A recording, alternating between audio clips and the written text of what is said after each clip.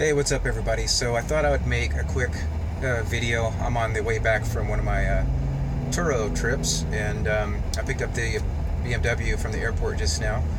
And one of the good things that happened is, well, I made $200 for this trip, so that's awesome. But one of the good things, or better things, I think, is that the service engine light was originally on when I gave the renter this vehicle. And I think what happened was the previous renter had left on or uh, they didn't secure the gas cap all the way, so there was this weird, there was this too much oxygenated mixture of gasoline, or at least I think that's what happens whenever you do that. A lot of vehicles will, their service engine light will come on when that happens. And I notified the renter that the light should go off after a couple of days, or after driving 100 miles or so. At least that's what the online forums and stuff were saying. And luckily it did go off. But the thing is, I thought it was on the whole trip because I had messaged the renter halfway through, and I asked them if the engine light was still on. They said it was, but I think they were mistaken, and they were thinking one of these other lights that was on was the problem, because I've got a TPMS, which is a tire pressure sensor light that's been on because one of my tire pressure sensors is out, and I just haven't had a chance to take it in. So that's just a minor issue, and probably going to get that replaced today, actually.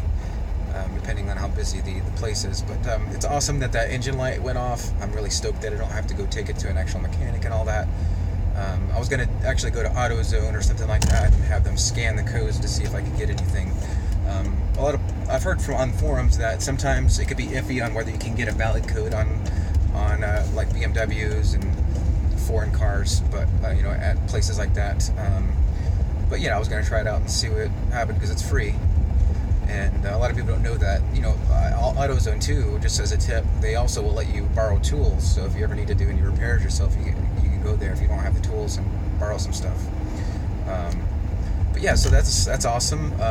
The only other issue I have with this car is that tire pressure sensor light, and then also I think I have a slow leak with the windshield wiper fluid. Because I have to replace the fluid every 2 weeks or so, which is kind of a nuisance. But I'll get those things fixed eventually, and I haven't really had any complaints about it from any of the renters. So it's very rare that they even notice it in the first place. So that's good. That was a really awesome experience with this renter. They rented the car for 4 days, I think, or maybe it was 5 days.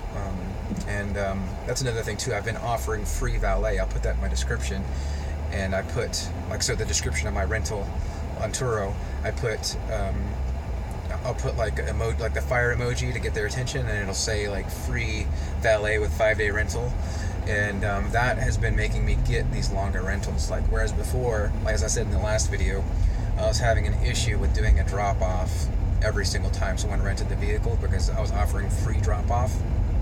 Well, I completely stopped doing that because I would get like a 1-day rental or 2-day rental and have to go to the airport. That cost me a $30 Uber.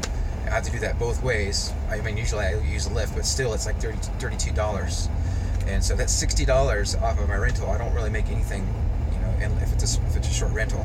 So ever since I've been doing that, I have been getting longer rentals, which makes it worth driving to the airport for.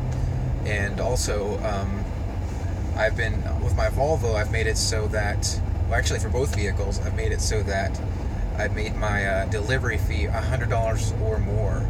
That way I still show up as delivery to the airport as possible, because that's one of the filters people can use when they're searching for a car on Turo. And so that keeps me in that listing, but then very rarely will people want to pay that fee. I haven't had anyone pay it yet. And they'll either go for a longer rental, or it'll be someone who's looking for a longer rental. And so it seems like I'm just doing way better by doing things that way. And so I'm really stoked about that. And in other times, or especially with the Volvo, people are coming to my location to pick up the vehicle instead of me going and having it delivered to them. So that's pretty awesome. And I don't have to lift a finger, just let them rent the car and then they come drop it off. The only thing that I ever have to do is wash it sometimes I vacuum it. At the very least, between every single trip, I'll just take the floor mats out, and I'll just kind of get rid of all the residue that's on there, like rocks and stuff like that, and dirt, and make sure it just looks clean on the surface.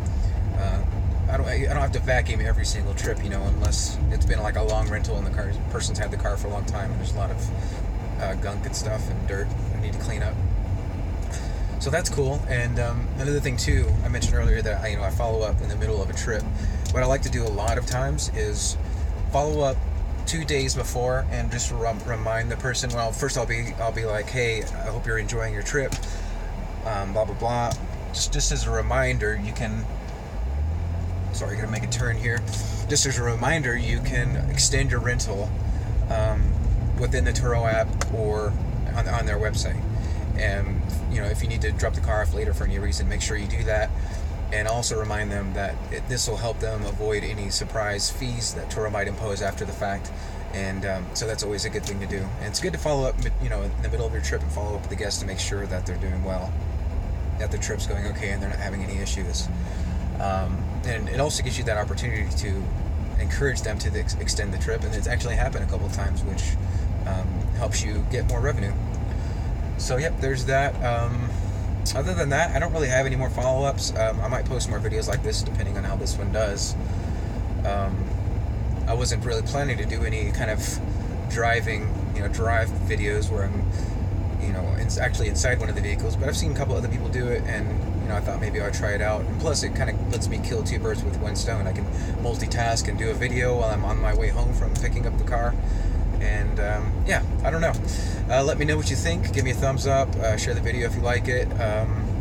Hit that subscribe button if you're enjoying the content. We hit 1,000 views on the first video I posted, so big up everyone for that. I appreciate that.